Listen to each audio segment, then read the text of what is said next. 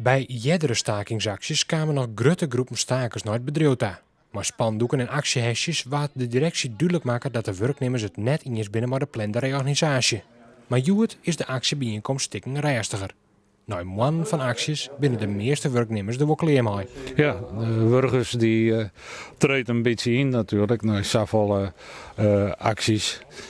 Tassezingen die vervolgens weer net weer maken worden. En dan bloot het probleem bestaan. Ondertussen is het hartstikke druk in het bedrijf. Er worden uitzendkrachten ingehuurd. Dat is nog wel eens een onderstreping dat het net doogt met die reorganisatie. De directie wil 64 mensen dienen. De vakbond binnen het er net mee eens. Nevens Harren is de reorganisatie net nodig. Er is werk genoeg en het bedrijf maakt het winst. Daarom is het wichtig om de druk erop te houden.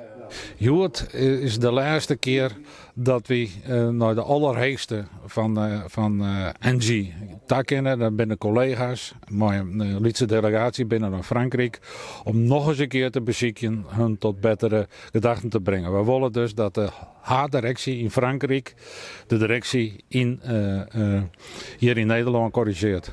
Mocht ik dat niet opsmieten, dan willen de vakbonden naar de rug te stappen.